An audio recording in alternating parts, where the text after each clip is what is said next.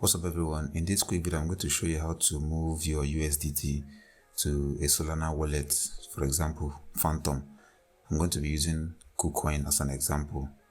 Go to your favorite exchange app. First of all, you have to have some USDT available. You click on withdraw. That's the first thing you have to click on, and go to your Phantom wallet and copy your Solana address. You click on Solana and click on copy. Make sure your address has been copied on your clipboard. Then you go back to your favorite exchange app. Then you paste the address there. Make sure you select SOL, S-O-L, which stands for Solana. After pasting your Solana address in your preferred exchange app, make sure you select SOL as the network, which stands for Solana. As you can see here, KuCoin has already done that for me, but in other exchange app like Bybit or Binance, you have to do that yourself manually, and the gas fee is going to be $1.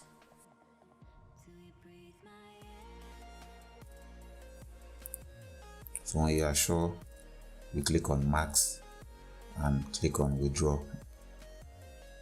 Next thing you are going to do is to input your withdrawal password or face ID of anything.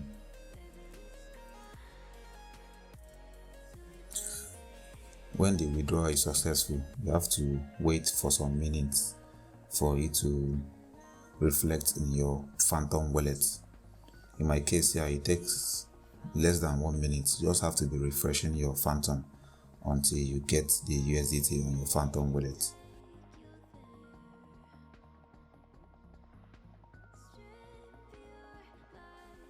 As you can see here, you have deposited the USDT in your Phantom wallet. If you go back, you're going to see it right there, 20 USDT. So that's how you deposit USDT to your Phantom wallet. That'll be all for this quick video. See you guys in the next one. Peace out.